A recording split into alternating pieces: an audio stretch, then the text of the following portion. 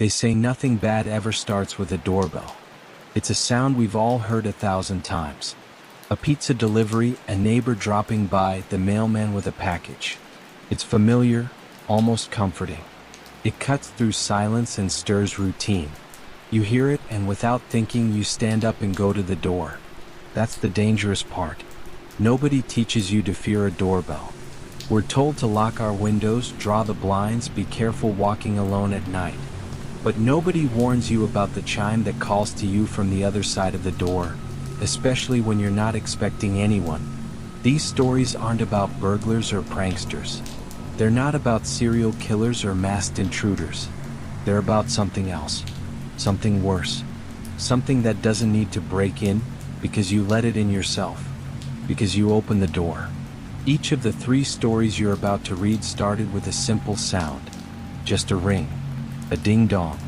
A buzz. And each one ended in terror, in ways the people behind the door never could have imagined. They come from different places. A college apartment in Ohio. A southern home recently sold. A cabin buried in snow. The only thing they have in common is the knock. The ring. The moment the threshold between the real and the unthinkable was crossed. Some say these stories are just urban legends. Others insist they're true, pieced together from local police reports, whispers on online forums, or anonymous confessions. I don't care if you believe them. I only care that the next time your doorbell rings, you hesitate. Because once you open that door, you might not come back. Story 1, Pizza After Midnight. Jason Miller was the kind of guy who lived his life between screens. In his college apartment, the hum of his PC and the soft flicker of LED lights filled the darkness. His textbooks sat untouched on a desk cluttered with empty energy drink cans and tangled cords. It was a Thursday night, technically Friday morning, and Jason had no early classes. In his mind, that justified staying up until 3 a.m. gaming and watching horror shorts on YouTube. It was somewhere between a jump scare video and the loading screen for a new match when he realized he was starving. The fridge held a lone beer and a mystery container from last weekend. Not a chance. So, like he had too many times before, Jason grabbed his phone and opened the pizza app. Order time, 1:23 a.m. Medium pepperoni. Extra cheese. Contactless delivery. Estimated arrival, 1:55 a.m. He paid with Apple Pay, clicked confirm, and went back to his game. Time blurred. That was the thing about Deep Night. It felt like the world went quiet just for you. Which made the doorbell even more jarring when it rang at 1:30 a.m. Jason froze. The chime echoed through the apartment. A soft, musical ding-dong that sounded way too cheerful for the hour. For a second he thought it was in the game. But no, it came again, louder this time. Ding-dong.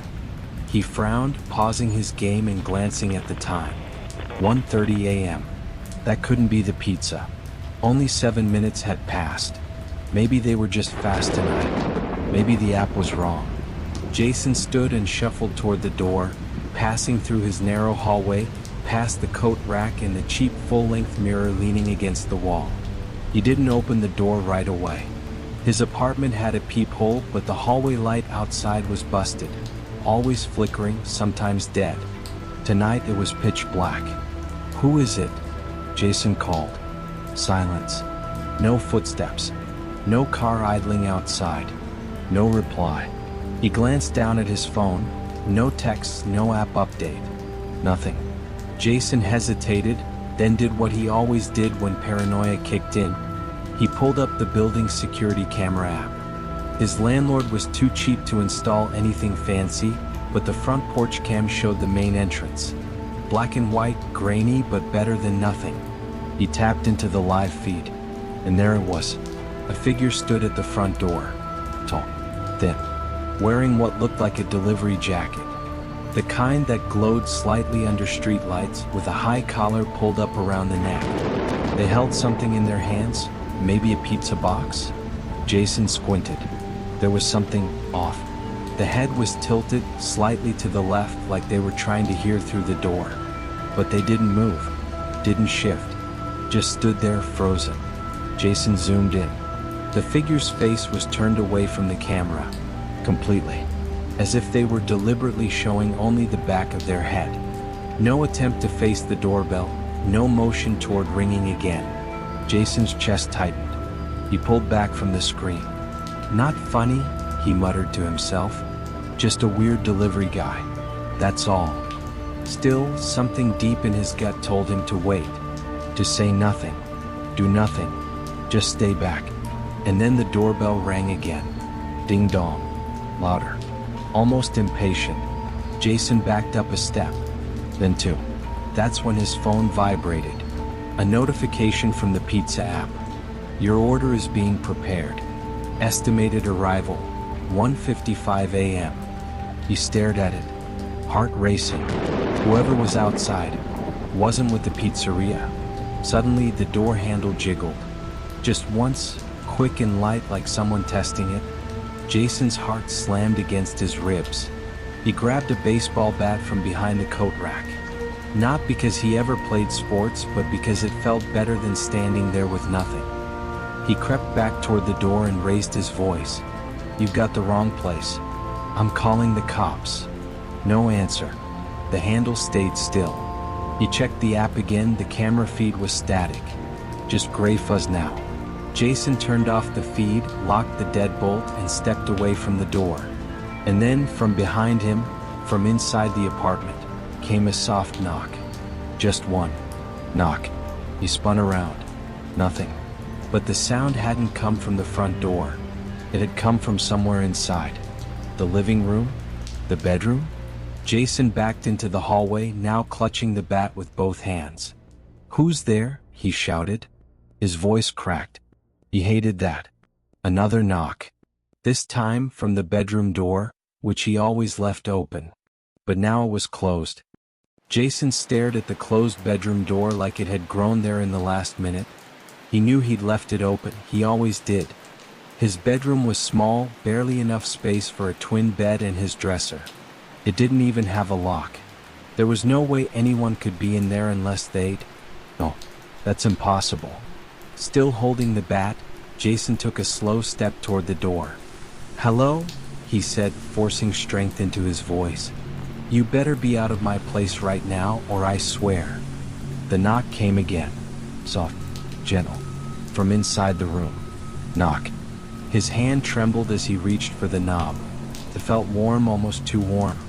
That made no sense. His apartment was freezing. The old radiator barely worked. He tightened his grip on the bat, then yanked the door open in one swift motion. The room was empty. No one behind the door. No shadows under the bed. No one in the closet. But it was colder now. Much colder. Like stepping into a walk-in freezer. Jason backed out of the room and slammed the door shut, chest rising and falling like he'd just run 5 miles. This wasn't just nerves. Something wasn't right. He'd watched enough horror content to know the signs. He went back to the living room and checked the security camera again. Still static. His phone buzzed. Another app notification. "Your delivery driver is on the way. ETA, 1:57 a.m. Jason stared at it. The real driver hadn't even left yet. So who had rung the bell? His phone vibrated again. This time a new text. Unknown number. No one ever really leaves once they open the door. Jason dropped the phone. Panic fully settled in now. He moved toward the front door and pressed his ear to it. Nothing. No steps. No breathing. Just silence. He turned away. Ding dong. The doorbell screamed again, loud and distorted, like the sound was coming through a broken speaker. Jason stumbled back, bat ready. Then came a whisper, barely audible, like it came through the keyhole. "Jason." He didn't know what scared him more, the fact that it said his name, or the fact that the voice sounded just like his own. He ran to the kitchen, grabbed his phone from the floor, and tried to call 911. No signal. He opened a browser. Nothing would load. The Wi-Fi had dropped. Then the lights began to flicker. Once, twice. And on the third flicker, Jason saw it. Just for a split second. A tall figure standing at the far end of the hallway, half in shadow, half in that unnatural yellow-white light. Its head was still turned away. Jason screamed and dropped the bat. He backed into the kitchen, heart racing like a jackhammer, when suddenly all the lights went out. Darkness. Complete.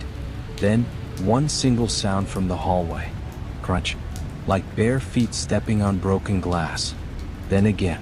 Crunch. Crunch. Closer. Jason scrambled for anything, a knife, flashlight, anything, when his phone lit up on the counter. Another text. Open it. His hands shook so badly he could barely hold the phone. The hallway was silent again, but he felt it, that presence still waiting. He took a breath. Just one breath. Then everything happened at once. The kitchen light flickered on. His phone screen went black. The front door swung open. And the coldest wind Jason had ever felt swept through the apartment. He turned, expecting to see someone, anyone, standing in the doorway. There was no one. Just darkness. A still, endless, wrong kind of darkness. Not the darkness of night, but of nothing. Jason stood frozen. And then, very slowly, he stepped forward. Toward the door. Toward the cold. And just before he crossed the threshold, he heard one last sound. From behind him. Ding dong.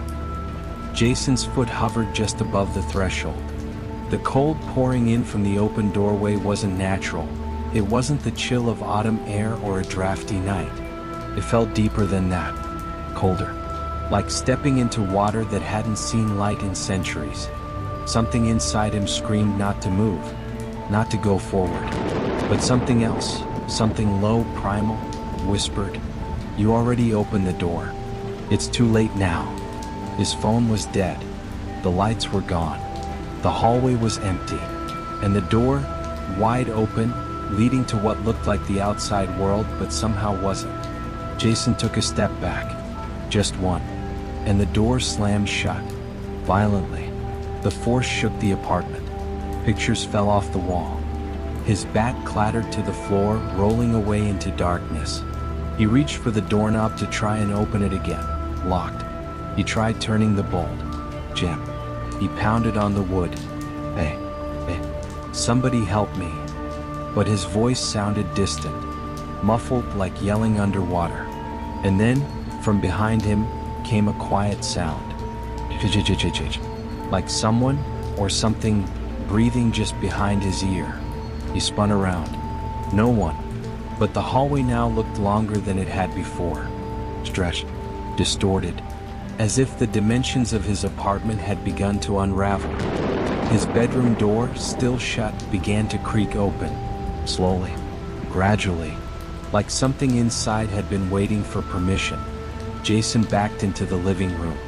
He grabbed his laptop, tried turning it on. Black screen. No power. Every electronic device in the room was dead. And then, as he stood in the glowless dark, he heard the pizza app chime. Ding. The screen on his dead phone lit up just for a second. A new message. Thank you for letting us in. Your soul has been accepted. Jason dropped the phone. What the hell is this? Who are you? The lights flickered back on. And the man was standing in the hallway. But he wasn't a man. Same high-collared delivery jacket. Same stance. But now Jason could see his face and wish he hadn't. The head was wrong. Too long. The skin, waxy and gray like damp paper. The mouth too wide, stitched in places. The eyes, were there even eyes? Just black hollows sucking in the light. And as Jason backed away, the figure did something worse than move. It tilted. Its body bent at the waist without the legs shifting, like its spine wasn't human at all. And then it rushed him. Jason screamed and threw the bat, bolting into the kitchen, slamming the door, pushing the fridge in front of it. He grabbed a knife, hands trembling. No footsteps. Just silence. And then, a voice on the other side of the door. Not the creature's voice. His own. Jason, come on. It's just pizza. Don't be such a freak. It was mimicking him. Repeating things he'd said earlier that night. In the same tone. Same cadence. Then, a whisper from inside the kitchen cabinet. You shouldn't have opened it. Jason whipped around, knife ready, yanked the cabinet open. Nothing. Then the lights died again. Darkness. And one last notification pinged softly from his dead phone, lying face down near the hallway. Jason didn't want to pick it up, but he had to look. He turned it over. The screen was glowing red. The message, "You belong to the door now. There is no outside." The floor under him gave a low groan, like wood under pressure, or like something below was waking up. Jason screamed, ran to the bathroom, locked the door, curled up in the tub. Tears streamed down his face. He tried to breathe, tried to think. A minute passed, then another.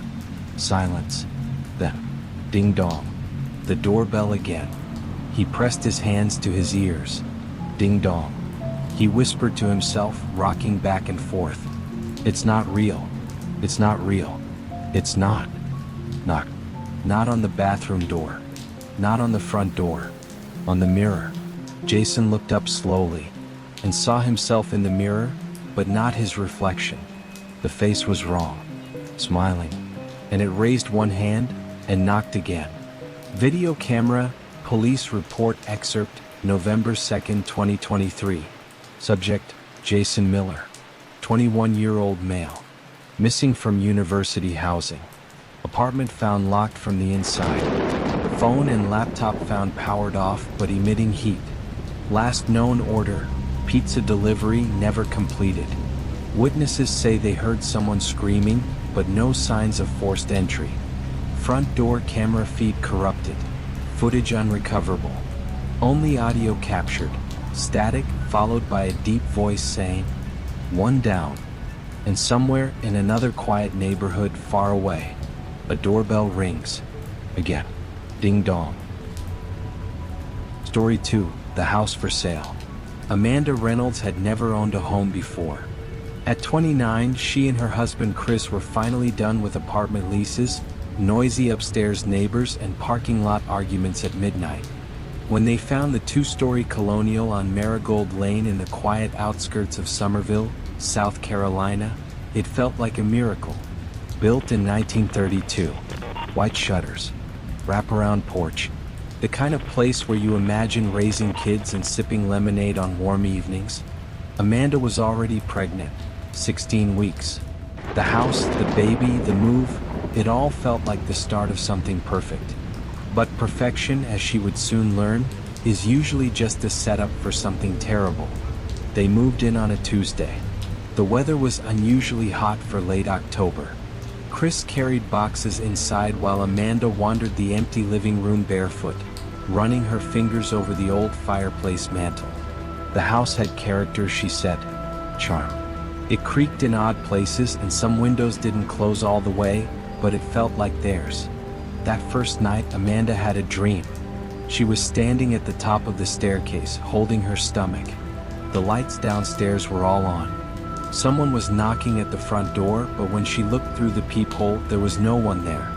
Then the knock came again, louder, more urgent. She opened the door, and there was a woman standing on the porch. Thin, face wrinkled like dried paper, pale blue eyes wide with fear. She grabbed Amanda's hand and whispered, "He never left, dear. He's in the walls. Don't stay past the blood moon." Then the woman opened her mouth to scream, but no sound came out.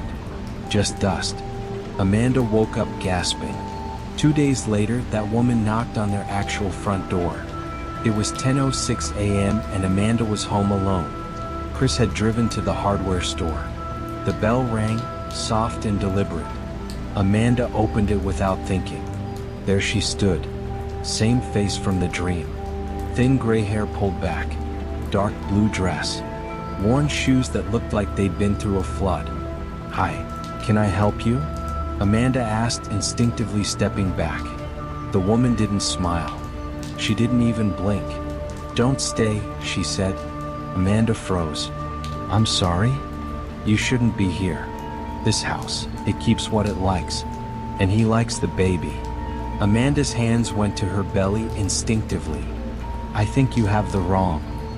He doesn't stay in the basement anymore. He's learned new rooms." The woman turned, walked off the porch and down the street, disappearing behind an overgrown hedge. Amanda stood there for several seconds before slowly shutting the door. She told Chris that evening. He laughed it off. Creepy old woman with a warning? Classic horror movie stuff. Probably some crazy ex-neighbor mad she lost the place in probate or something. But that night, when Amanda opened the fridge, every single light bulb in the kitchen flickered and burst at the same time. By the end of the week, Amanda began to hear whispers. Only in the hallway between the master bedroom and the nursery they were painting. Always when she was alone. And always the same thing. He's hungry. Chris said it was her hormones. Stress. He offered to take her to a therapist. But when Amanda opened a box in the attic labeled holiday decorations, she found no ornaments, only dozens of Polaroids. Old ones. All the same man. Tall. Slender.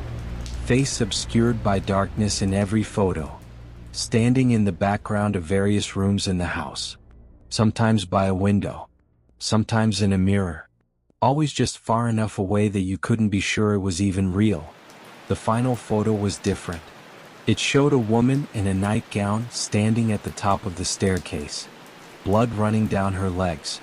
Amanda dropped the box. The next morning the doorbell rang again. Same time, 10:06 a.m. Amanda didn't open it, but she peeked through the window. The old woman wasn't alone this time. Behind her stood 5 people, motionless, all facing the door.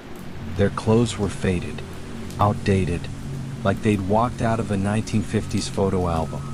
One of them held a child stuffed bunny. Another wore a wedding dress stained at the bottom. Amanda locked the door. They didn't knock. They didn't leave. They just stood there. Until, eventually, Amanda blinked, and they were gone. That night, she checked the baby monitor they'd installed in the nursery. Even though the room was empty, the monitor showed movement.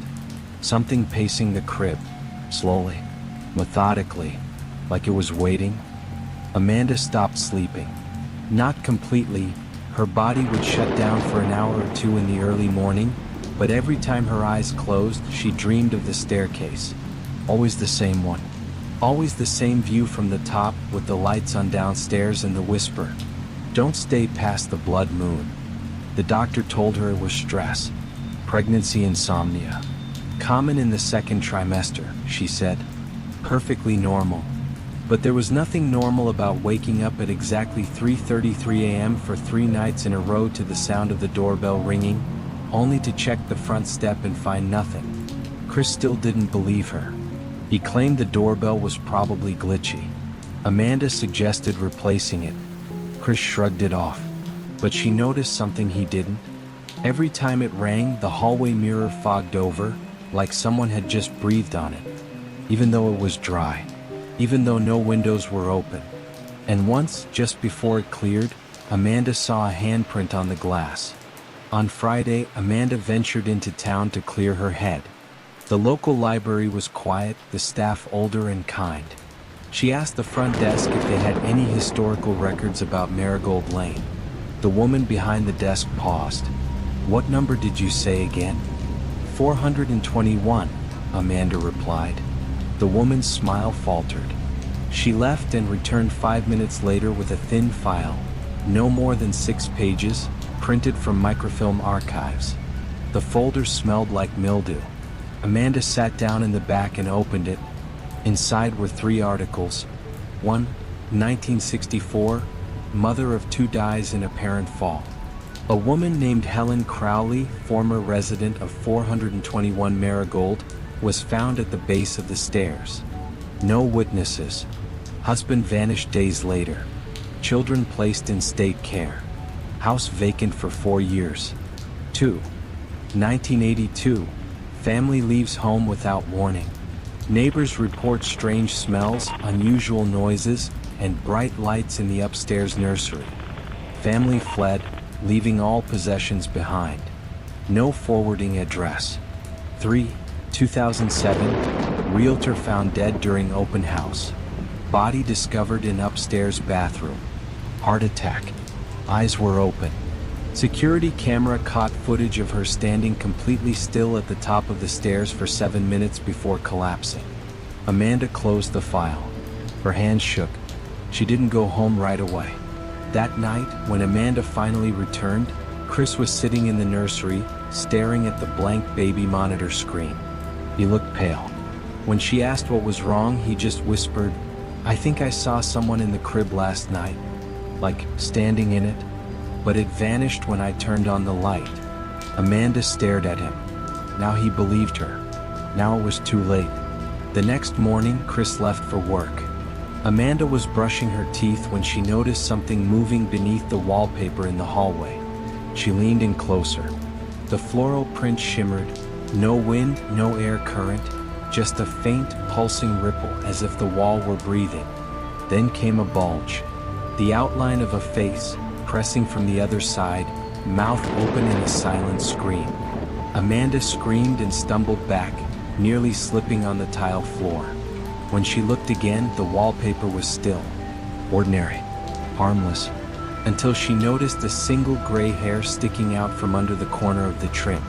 She pulled it. It didn't end. She kept pulling. More hair came out. Amanda dropped it and ran. That night, the doorbell rang again. 3:33 a.m. Amanda was wide awake. Chris was asleep beside her. She didn't move. The bell rang again. Ding dong. Then a knock. 3 slow knocks. From inside the hallway. She stood, trembling, and opened the bedroom door just a crack. There, standing in the hallway facing the mirror, was the old woman. But this time, Amanda saw her reflection. And the reflection was smiling. The woman turned around and whispered, "It's almost time. He only needs a little more." Amanda slammed the door. The next day, Chris agreed to leave. "Let's just sell it, forget the mortgage, take the loss. I don't care anymore. I'll break the lease." Amanda nodded. "Let's go now." They packed a few bags, grabbed only essentials. As they left the house, Amanda glanced back. The curtains in the upstairs nursery were open. She hadn't opened them. Standing at the window was a man. His face was shadowed, but his outline clear. And in his arms, a small shape, like a child. Amanda screamed. Chris turned, but the window was empty again. They left that night. Drove 2 towns over to stay in a motel. Chris said they'd call a priest. Amanda said she didn't care what they did as long as they never stepped foot in that house again. She went to bed early. When she woke up, Chris was gone. His car still outside. His phone left charging. The door still locked. No sign of struggle. No note. Nothing. Just his shoes sitting neatly by the door, and a single handprint on the motel room mirror. Amanda stared at the motel mirror for almost an hour. The handprint hadn't faded. She touched it once. It was cold, colder than glass should be. Chris was gone. No sign of him anywhere. His phone had no recent calls. No messages. Nothing but a black photo in the gallery, timestamped 3:33 a.m. She opened it. At first, it was just darkness. But when she turned up the brightness, Amanda saw something. The hallway of their house. The mirror. And Chris, standing in front of it, looking at himself. Behind him, barely visible in the grainy black photo. A tall, white-eyed figure with a grin that reached too far across its face. Amanda dropped the phone. She called the police. Filed a missing persons report. They searched the motel, the area around it, even the house. No sign of Chris. The detective who interviewed her seemed sympathetic, until she mentioned the doorbell, and the nursery, and the face in the wallpaper. Then his expression changed. She recognized it. That same look people give when they think you're about to fall apart in front of them. Pity and disbelief. That night, Amanda checked herself into a hotel under a fake name. She barely slept. When she did, she dreamed again of the woman on the porch. This time she wasn't knocking. She was inside the house, standing at the foot of Amanda's bed, and her mouth finally made sound. She whispered, "You'll hear it again. And when you do, you'll go back. You won't have a choice." 3 days later, Amanda sat in a diner off Highway 6 halfway to Asheville, trying to stay awake, drinking her fourth cup of coffee. The radio on the wall played soft country music. The waitress refilled her mug without asking. Amanda glanced at the door. The bell above it jingled softly. No one had entered. Then her phone vibrated. No caller ID. She froze. It vibrated again and again, then stopped. New voicemail. She played it. Static. For a few seconds. Then, he's here. The baby, Amanda. He still wants the baby. The voice was Chris's, but stretched, slowed, like it had been dragged out of a dream. She left the diner without paying. Back at the hotel, Amanda stared at the door. She'd locked it, she was sure. But when she went to check it again, the deadbolt was unlocked. And inside the room, all the lights were off. The TV was on. No picture, just static. On the screen, words began to appear in flickering white letters. The house that keeps never gives back. Then, come home, Amanda. He's waiting. The screen went black. The power in the whole building flickered once, then returned. Amanda packed her bag in under 2 minutes. She drove through the night. Didn't stop once. Didn't cry. Didn't think. Just drove. She reached Marigold Lane at dawn. The house was exactly as they'd left it. Curtains still drawn upstairs. The porch light off. No police tape, no signs of disturbance. She stepped onto the porch. No wind. No birds. Just the sound of the gravel under her shoes. She touched the doorknob. It turned easily, as if the house had been waiting for her. Inside, the air was thick. Not dusty, just dense. Like the house was breathing around her. The walls seemed to hum very faintly. She whispered, "Chris?" No reply. She moved to the nursery. Empty. Except, in the crib, sat the stuffed bunny from her dream. Dirt-stained. Missing one eye. She hadn't brought it. Then came the sound. Ding-dong. She turned slowly. The doorbell again. But this time it was coming from inside the house. Downstairs. Like the sound was coming from beneath the floorboards. She followed it. Past the kitchen. Through the basement door. Down into the dark. The light switch didn't work. She used her phone's flashlight. The basement was colder than the rest of the house. Shelves lined the walls, still half filled with old paint cans and broken tools. Cobwebs thick enough to seem intentional. And then, she saw the door. At the far end of the basement, behind the furnace. Small. Like it belonged in a ship or an asylum. She'd never seen it before. The knocking came again. 3 knocks. Amanda stepped closer. There was no handle. Only a slot, like a mail chute, at waist height. Something moved behind it. She leaned forward. A voice whispered through the slot, "Let me out." She backed up. "No. Amanda. Please. It's Chris." Her hands trembled. The voice was Chris, or sounded like him. But something in the tone. Too calm. Too practiced. "I need to see you," she said. Silence. Then, slowly, the slot slid open. Darkness behind it. Nothing visible. Just a low breathing. She leaned in and saw her own face staring back from the darkness. Smiling. The slot slammed shut, and the lights in the basement exploded. Amanda woke up at the top of the stairs. It was morning. Her phone was gone. The door was closed behind her. Missing persons bulletin. Amanda Reynolds, 29. Last seen at Red Elm Motel, traveling alone. Vehicle found abandoned in driveway at 421 Marigold Lane. No signs of forced entry. All belongings inside. Last known photo on motel security camera shows Amanda standing completely still outside her room at 3:33 a.m., eyes open, not blinking. Weeks later, the house is listed again. Price lowered. The listing reads, "Charming colonial with lots of character. Quiet neighborhood. Motivated seller. Available for immediate move-in." And one night, late in November, a young couple stops by to look. They ring the bell. Ding dong. And the house, quietly, patiently, waits to see what they'll do next. Story 3, Snowbound. It had been snowing for 6 straight days. Thick, blinding snowfall that blanketed the forest roads of Mount Ironwood, cutting off the cabins one by one. Power flickered in and out. Radio signals turned to static. Even the ranger station had gone dark. Ben Thatcher, 34, was used to winter storms. He'd grown up in Maine and could handle the cold. He liked it, even the quiet, the way it softened the world.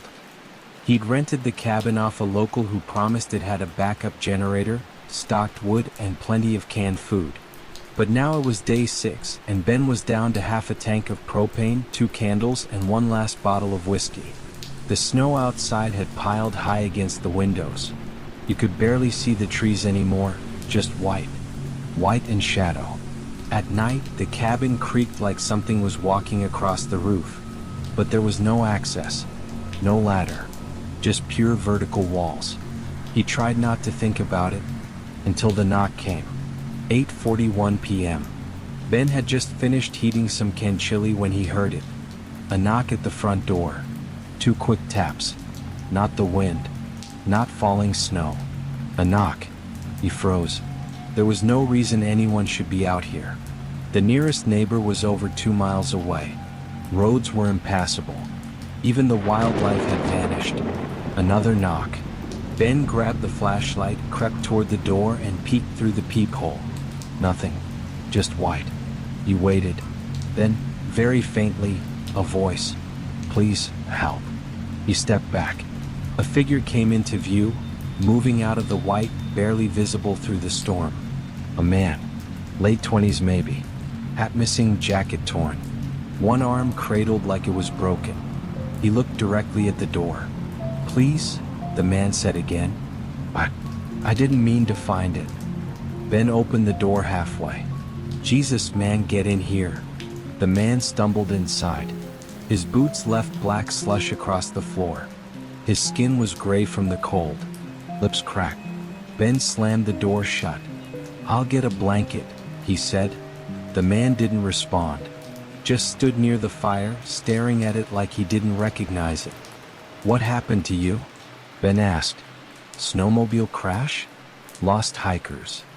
The man looked at him slowly, then whispered, "It was under the ice." Ben froze. "What was?" The man didn't answer, just sat down near the fire and said, "Don't go near the lake. It knows we're here now." An hour passed. Ben got the guy warm, fed him chili, gave him his own spare hoodie. The man said his name was Eli. He'd been hiking with 2 friends near the frozen lake past mile marker 12. They found something strange, a hole in the ice, something moving inside. They thought it was an animal. They got close. Only Eli came back. Ben didn't push for details. Eli kept glancing at the windows, jumping at every creak. He hadn't said a word in 10 minutes. Ben went to the bathroom. When he came out, Eli was gone. The front door stood wide open. Ben ran out barefoot onto the porch. Eli. Just snow, and footprints leading back toward the trees. Then, the screaming started. Far, garbled, like it came from somewhere deep in the woods. Ben shut the door. He didn't sleep. In the morning, he called the ranger station on the old satellite radio. No response. He tried again, and again. Finally, static broke, and a voice came through. But it wasn't a ranger. It was Eli. It copied me, Ben. "I told you not to open the door. Now it knows where you are." Then only static. That night, at exactly 9:06 p.m., someone knocked at the door. Twice, just like before. Ben approached slowly, looked through the peephole. It was Eli. Same face, same torn jacket. He smiled, but this time his eyes were wrong. Pitch black, reflective, not human. Ben didn't open the door. Eli smiled wider. He pressed his hand to the glass. Ben stepped back, and from deep inside the cabin, behind him, a second knock came. Ben didn't turn around. The knock had come from the back wall of the cabin. The one with no doors, no windows, just the old bookcase and the oil stove. He stared at it. 3 slow knocks like someone dragging their knuckles across wood. Then silence.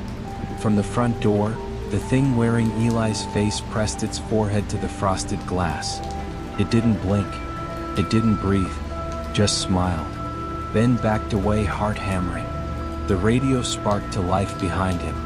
Static. Then, Ben, it gets in if you look too long. He unplugged the radio. The moment he did, the lights flickered, then went out. Darkness swallowed the room. Ben grabbed his flashlight and flicked it on. Nothing behind him. Nothing near the bookshelf. And when he looked back toward the door, Eli was gone. For the next 2 hours, Ben didn't move. He sat in the corner of the cabin, clutching a fire poker, flashlight beam shaking in his hands. No footsteps. No more knocks. Just wind. At some point he drifted off. When he opened his eyes, it was daylight. The snow outside had stopped. Everything was still. Too still. He walked to the door and opened it slowly. No tracks. No sign anyone or anything had ever been there. Ben had made up his mind. He packed a bag with whatever supplies he could carry, grabbed his snow boots and stepped into the ice. If he followed the road east, he could reach the Ranger Tower. 2 miles. He walked fast, breath steaming in front of him. The sun never seemed to rise properly, just a cold gray smear across the sky. Around mile marker 11, the wind changed. It got quiet. Dead quiet. Not the muffled kind of quiet snow brings, but wrong. And then he saw them. Footprints. Coming toward him from the woods. Human-shaped but wrong. Too deep. They led across the trail. Toward the frozen lake. Ben stopped. Then, slowly he followed them. The trees thinned out. He saw the lake up ahead. Perfectly still. But there was a hole in the ice. A small one. Like something had crawled out, not in. Ben stood at the edge. No sound. No wind.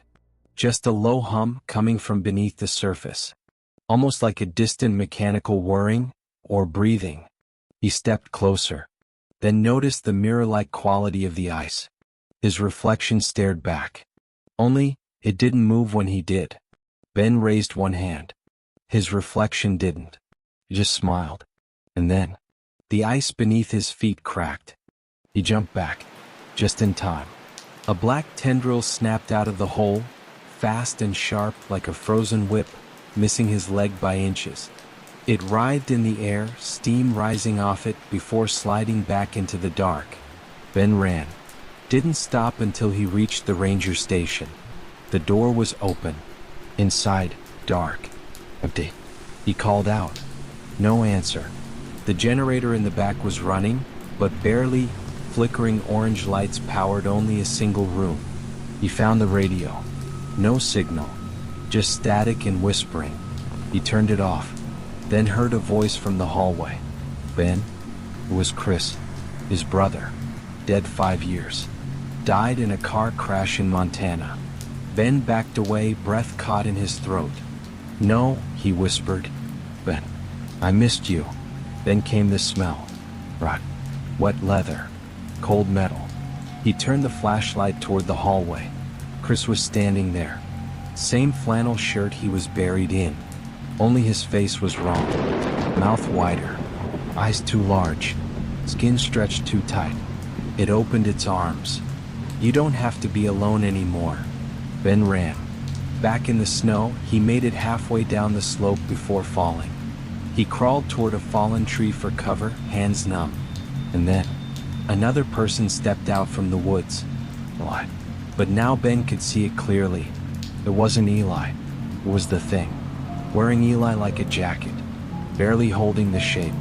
It tilted its head in that unnatural way, like it was learning how a human skull worked. Then it spoke, not with a mouth, but through the air itself. We only knock to be polite. But we don't need permission. We're already in. Ben screamed. And from the trees, more shapes emerged. All wrong. All broken versions of people. A woman with no eyes but a smile that split her cheeks. A man dragging his feet as if they weren't connected to anything. A child holding its own severed hand like a toy. They moved slowly.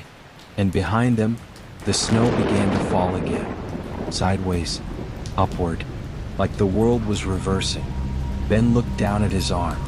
Ice spreading across his veins, like something was crawling inside him. He closed his eyes and whispered, "I didn't open the door." And a voice answered, "But you looked too long." Ben didn't remember blacking out. But when he opened his eyes, he was back in the cabin. Fireplace burning. No snow on the windows.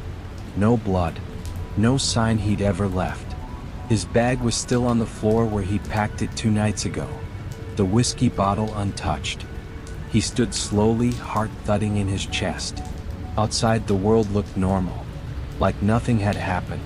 Like nothing had followed him. But when he turned around, the mirror above the mantel didn't reflect him. It reflected the room, the fire, the couch. But he wasn't in it. Ben touched the glass. It was warm. And then, slowly, the reflection changed. Now it did show him. Only it wasn't quite him. His reflection didn't blink when he did. Didn't breathe. Didn't seem to belong to him at all. It smiled. And in the reflection, behind him, the front door opened. Even though it was still shut in the real room. He turned. Nothing. When he looked back, the mirror just said, "You never left the ice." Ben ran outside, stumbling into the snow. But everything was off. Too quiet. The trees didn't sway. The snow didn't crunch under his feet. The wind made no sound. And the sun, what little there was, didn't move. It was as if time had stopped. He screamed. No echo. He dug into his own skin with his nails. No blood. He ran through the trees until he found something sticking out of the snow. A body. Frozen solid. Face down. He rolled it over. It was him. His eyes wide open. His mouth still shaped into the word, no. Frost across the beard. Skin blue. Rigid. Ben stumbled back, fell to his knees. Then a voice behind him. "You were warned." He turned. The woman from the first night, the one Eli had described, stood at the edge of the trees. Her eyes were black wells. She was smiling. "We knock," she said softly, "so your mind can open first. The door only matters when you believe it does." Ben shook his head. "No, this isn't real. I made it back." You saw it? That's all it needed. It copies. It becomes. And it waits. Now you are the knock." Ben tried to scream, but his voice failed. He looked at his hands. They were turning black. His skin flaked like ash, revealing ice underneath. His reflection had been right. He hadn't made it out. He'd never left the lake. Whatever crawled out of that hole didn't kill him. It replaced him. 2 weeks later, a search party arrived at the cabin after the storm finally passed. Inside, untouched. Supplies still stocked. Firewood dry. Radio silent. But no Ben. No sign of Eli. No blood. No bodies. Only the mirror above the fireplace. And a note left on the table in Ben's handwriting. "Do not answer the door after the snow turns upward. It remembers your name. It is wearing my face." Local news. Unidentified man found near Ironwood Lake. Frozen solid, eyes open. Authorities report signs of extreme exposure but no indication of trauma. Nearby cabin appears undisturbed. The investigation continues. And months later, a family from Michigan buys the cabin. Good price. Quiet location. One winter night, their 6-year-old son wakes them up. He says someone's knocking. His parents tell him it's the wind, but he insists. He looked like Daddy, only taller. He said he used to live here. That night, the boy goes to the front door. The snow is falling, but slowly, it starts rising. Upward. End of story 3, Snowbound. Blue Book 3 Horrors Behind the Door, Final Thoughts. Each of the 3 stories explores the same central fear. The moment when the ordinary becomes unnatural, and the simple act of answering a knock leads to irreversible horror. But there's a hidden thread connecting all three. In the man at the door, something wears people to get closer. In the house for sale, the house doesn't just trap. It feeds on visitors through repetition like an echo. In Snowbound, the entity copies and erases, taking shape through what we choose to see. Each story ends with the same idea. You didn't just open the door. You let it in.